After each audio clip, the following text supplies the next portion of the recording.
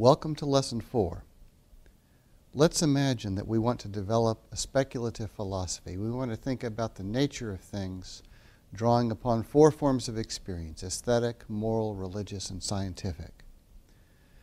But let's recognize that we realize that we cannot do this by standing over the shoulders of God, that in fact, and I'll quote Whitehead right here, our datum is the actual world, including ourselves, and this actual world spreads itself for observation in the guise of the topic of our immediate experience. Here's Whitehead again.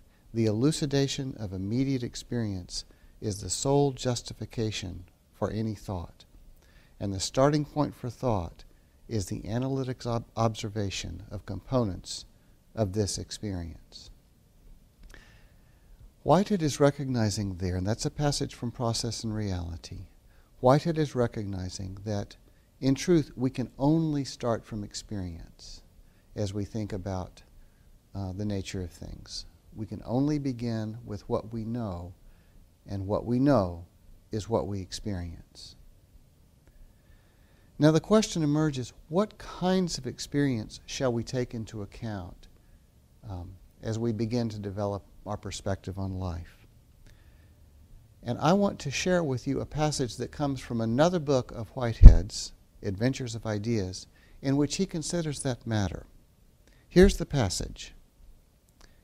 It reads, "In order to discover some of the major categories under which we can classify the infinitely various components of experience, we must appeal to evidence relating to every variety of occasion. Nothing can be omitted. Experience drunk and experience sober, experience sleeping and experience waking, experience drowsy and experience wide awake, experience self-conscious and experience self-forgetful, experience intellectual and experience physical, experience religious and experience skeptical, experience anxious and experience carefree, experience anticipatory and experience retrospective, experience happy and experience grieving, experience dominated by emotion and experience under self-restraint, experience in the light and experience in the dark, experience normal and experience abnormal."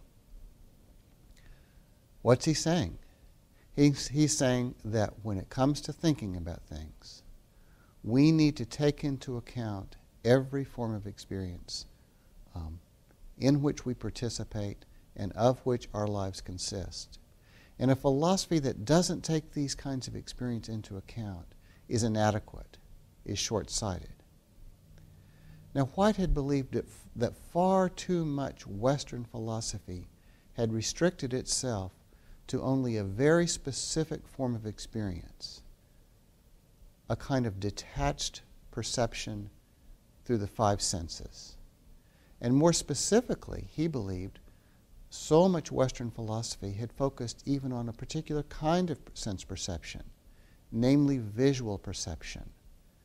And Western philosophers tried to think about the nature of things out of detached visual perception, seeing a patch of gray before the mind's, in my field of vision, or a piece of clay.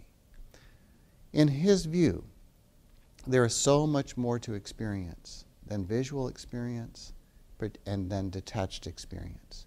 So Whitehead was a radical empiricist. He believed we must always begin with and try to elucidate the world as disclosed through our experience of it, but that there are many forms of experience. That's what he's saying when, in the 5th idea of that original list, where he wants to reject the sensationalist doctrine of perception, he wants to say that it's wrong to think that a perception, broadly understood as perceiving the world, knowing the world, feeling the world, ourselves included, is reducible to the senses. Let's be radical empiricists. Let's include the whole of experience. Now, does that mean that Whitehead thought there is wisdom in every form of experience? Well, in truth, he does probably think there's wisdom in lots of forms of experience. We learn some things in sleeping. We learn some things in grieving. We learn some things in laughing. We learn some things in being skeptical. We learn some things in being religious. The many kinds of experience are doors through which something is learned about the nature of things. This concludes our short lesson for the day. We have now talked about the fifth item in Whitehead's list of things to be rejected, and seen that for Whitehead, it's the whole of experience, not simply sense experience, that is the starting point and actually even the ending point for a healthy philosophy. This concludes our lesson. I look forward to seeing you next time.